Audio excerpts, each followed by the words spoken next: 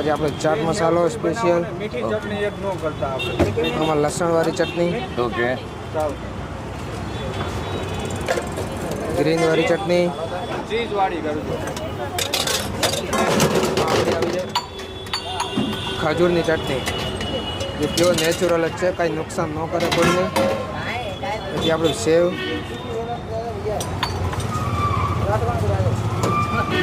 આમાં આવી જાય કોથમરી. આપણી સેવપુરી કમ્પ્લીટ. તો આ બની ગઈ આપણી સેવપુરી. હું માર્કેટમાં ભલે 2 રૂપિયા મોંઘું મળે, પણ નોકો લઈને આવું. બટેટા 10 કિલો જોતા તો 10 કિલો આપણે હાથથી વીણીને લઈને આવું મોટા મોટા. એ નથી કે હાલો વાચકો મને ફાયદો મળે તો વાચકો પાડી દઉં, એ વસ્તુ કાંઈ નથી. અરે વાહ, સવારે માર્કેટ લેવા જાવ તો નોકો માર્કેટ લઈને આવું. અરે વાહ. હમણાં સેવ લઈને આવ્યો તો 8 કિલો જોતો તો 8 કિલો જ લઈને આવ્યો. એટલે નોકો વધુ વસ્તુ ઘરે તમે જોવા જાવ તો કાંઈ મળે જ નથી.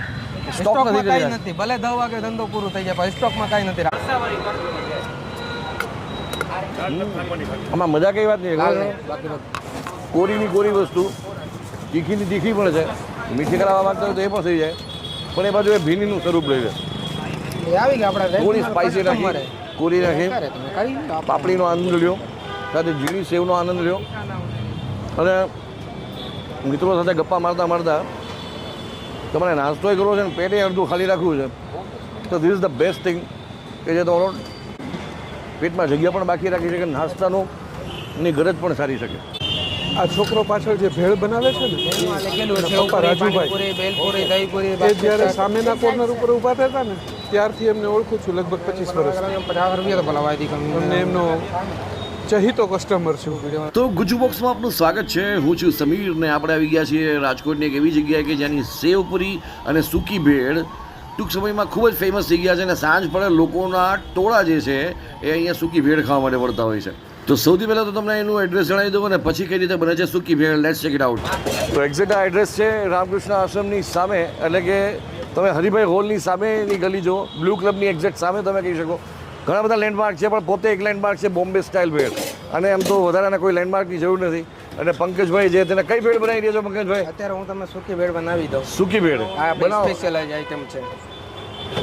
શું? આમાં પહેલા મમરા આવી જાય આપણા કોરા, હા, પછી પૂરીનો ભૂકો આવી જાય, ઓકે. આમાં પછી પૂરીનો ભૂકો આવી પૂરીનો જાય, ભૂકો આવી જાય, પછી આપણી સેવ આવી જાય સ્પેશિયલ. સેવ આવી જાય. રાજકોટમાં કોઈ નથી વાપરતું આપણે અલાવ. અરે વાહ. પછી બટેટા એ બટેટા આવી આમાં આપણું, પછી ડુંગળી ટમેટા, ડુંગળી ટમેટા, પછી આમાં કોથમરી આવી જાય આપણી. કોથમરી આવી જાય, કોથમરી પછી આપણી લાલ ચટણી લઈએ લસણ વાળી હોય, લાલ ચટણી લસણ વાળી, આ ગ્રીન ચટણી ગ્રીન મરચી વાળી હોય, મરચી વાળી, આમાં મરચીઓ સોલ્ટેજ બીજું કાંઈ ન. એ પછી આપણો મસાલો આવે ચાટ, એ ઘરને આપણે નેચરલ બનાવે, માર્કેટમાં ક્યાંય નથી મળતો, એ આપણે ઘરે બનાવે. પછી આમાં આપણે લીંબુ, વાહ. એ પછી આપણે એક કરે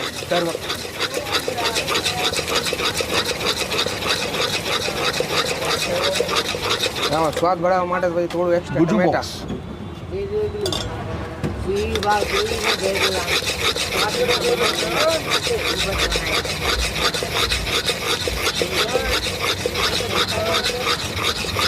ઓકે સાહેબ, મજા. એટલી વેટ તમે રાજકોટમાં કોઈ હલાઈને ન આપે. બહુ આપો એટલી.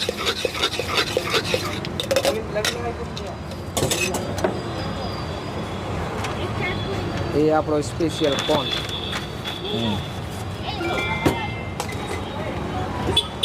આમાં ઉપરથી આવી જાય આપણે ડેકોરેશન માટે સેવ, કોથમરી ચમચી લગાવીને. ઓહો, તો આ છે એની સૂકી ભેળ. ક્વોન્ટિટી જુઓ તમે, ક્વોન્ટિટી ચેક કરો. મારો આ પહાડી હાથ જે છે એ ટૂંકો પડે છે અહીંયા, તમે જુઓ આ ક્વોન્ટિટી તમે ચેક કરો. લેગેસી કેટલા વર્ષ જૂની છે? કેટલા વર્ષ થઈ ગયા ને? 1998 થી 1928 વર્ષ થઈ. કોણે શરૂઆત કરી? મારા પપ્પાને શરૂઆત કરી હતી. પંકજભાઈ છે કે જે આપણે યાજ્ઞિક રોડ ઉપર બોમ્બે સ્ટાઇલ ભેળ ના નામે એમનું આ ફૂડ જોઈન્ટ છે. ચાલે શરૂઆત કરી તમારા પપ્પાએ, ત્યારે કેવો માહોલ કેવો હતો અહીંયા? રોડ કેવો હતો? એ રોડ પેલા જેવું નથી. પેલા આવો શાંતિથી અહીંયા બિલ્ડિંગ કાંઈ નથી. પેલા અહીંયા પેડ ખેતીવાડી જેવું એવું હતું. એમ? હા, એટલે એક નાનો થોડો રાખતા હશે? શું રાખતા? હા, પેલા થોડો રાખતા હતા, નાનો જેવું. અને કેટલા રૂપિયામાં શરૂઆત કરી તમારા ફાધર? 8 રૂપિયાથી સ્ટાર્ટ કરી હતી મારા પપ્પાને. હા હા. એ મને બતાવતા હતા બધા અહીંયાનું મોલ કેવું હતું, બધા શાંતિથી અહીંયા ઘર હતા, મકાન હતા, બિલ્ડિંગ તો પછી વહીને પેલા અહીંયા મકાન હતા. કઈ કઈ વસ્તુથી શરૂઆત કરી હતી?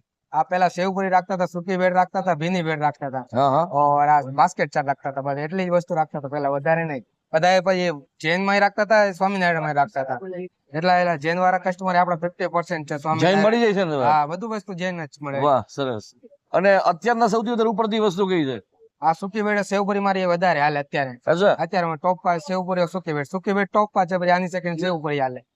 એવું શું છે? કારણ કે રાજકોટમાં બોમ્બે સ્ટાઇલ ભેળ થી માંડીને આમ તો અલગ અલગ જગ્યાની ભેળ મળતી હોય, હા, એવું શું છે તમારા ફાધર ની આ લેગેસીમાં કે લોકો ખેંચાઈને આવે છે એમ? એ બધા આપણું ચોખ્ખું માલ હોય ને સાહેબ, ચોખ્ખું આપણે ચોખ્ખું વાપરતા હોય. બધા કોઈ હોય કે માર્કેટ એક ભેગું લઈને આવ, પણ હું એવું નથી. હું માર્કેટમાં ભલે 2 રૂપિયા મોંઘું મળે, પણ નોકું લઈને આવું. બટેટા 10 કિલો જોતા હોય તો 10 કિલો આપણે હાથથી વીણીને લઈને આવું, મોટા મોટા.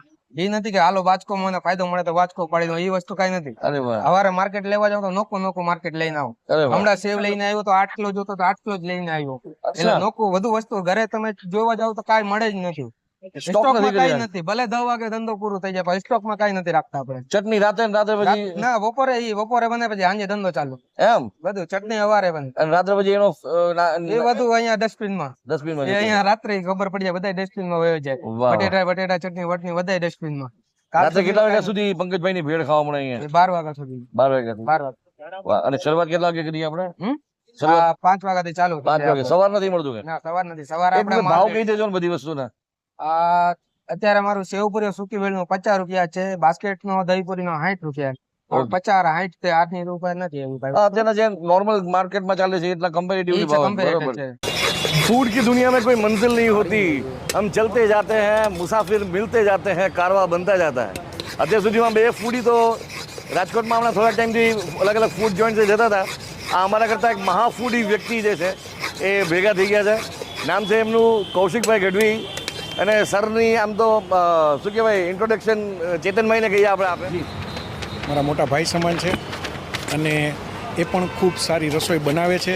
સ્વાદ પારખવાની એની પાસે ખૂબ સારી એવી આવડત છે.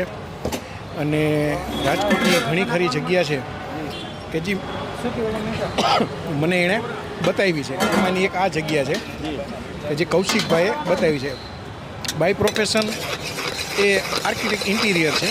આ છોકરો પાછળ જે ભેળ બનાવે છે ને એના પપ્પા રાજુભાઈ, બેલપુરી, દહીપુરી, એ જ્યારે સામેના કોર્નર ઉપર ઊભા થતા ને ત્યારથી એમને ઓળખું છું, લગભગ 25 વર્ષ. 50 રૂપિયા તો ભલાવા હતી કમી. અને એમનો ચહીતો કસ્ટમર છું. સેવપુરી અને સૂકી ભેળ તમે અહીંની નથી ખાધી ને આ જગ્યાની, તો તમે ક્યાંયની નથી ખાધી. પૂરી, પાકલ, 100. હજી ખાવાની શરૂઆત નથી કરી, પણ એની પહેલાં તમને ગેરંટીથી કહી દો કે કદાચ તમારે ડિનર સ્કીપ કરવું હોય અને એકદમ તમને લાગે કે બધી વસ્તુ બહુ હેવી આજે થઈ ગઈ છે, ખાવાનું બહુ લાઇટ છે, પેટ પણ ભરવું છે અને લાઇટ પણ રાખવું છે, તો અહીંની સૂકી ભેળ જે છે એ કામ કરી શકે. જો કોનો કામ લેવા હા હા. કોનો કહો સૂકી ભેળ. સૂકી ભેળ કેવી કરવાની સર તમારે? આમાં મજા કઈ વાત નહીં, લાલ ખબર નહીં, છે? બાકી બધું. કોરીની કોરી વસ્તુ, તીખીની તીખી પણ છે, મીઠી કરાવવા માંગતા હોય તો એ પણ થઈ જાય, પણ એ બાજુ એ ભીનીનું સ્વરૂપ રહે છે. એ આવી ગયા આપણા થોડી સ્પાઇસી customer રાખી, કોરી રાખી, કરે તમે કરી લો. પાપડીનો આનંદ લ્યો, સાથે ઝીણી સેવનો આનંદ લ્યો, અને મિત્રો સાથે ગપ્પા મારતા મારતા તમારે નાસ્તોય કરવો છે ને પેટે અડધું ખાલી રાખવું છે, તો this is the best thing.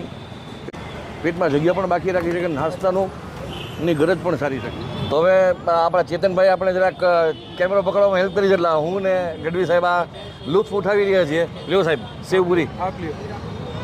હું તો શરૂઆત કરી છે જ, પણ પહેલાં તમારા શબ્દોમાં ઢાળીએ આ ઝાયકાને.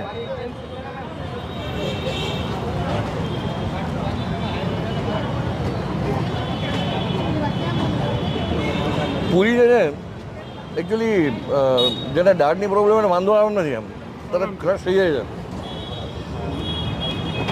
મને ખરેખર એમની સેવનું જે નાયલોનપણું છે, એની જે સોફ્ટનેસ છે, એ ક્રિસ્પીનેસ છે, એ પૈસા વસૂલ થઈ ગઈ. સેવની ક્વોલિટી જબરી છે. જોરદાર. બાકી તમે કહો. મારા માટે તો ઘર છે. પ્રિવિલેજ કસ્ટમર છું એનો. Right right. એ મેં જોયું કે આટલા બધા કસ્ટમર પણ તમને ઓળખી ગયા એમ, એટલે રેગ્યુલર તમે બહુ ફ્રિકવન્ટલી. ફ્રિકવન્ટ વિઝિટ હોય મારી. સૌથી વધારે કઈ વસ્તુ ખેંચીને લઈને આવે તમને? પૂરી પૂરી? ફેવરિટ છે મીઠી ચટણી વગરની. મીઠી ચટણી વગરની. યસ સાહેબે અમારી જેમ તીખી ચટણીના આશિક છે અને અહીંની તીખી ચટણી થોડીક સ્પાર્કવાળી છે.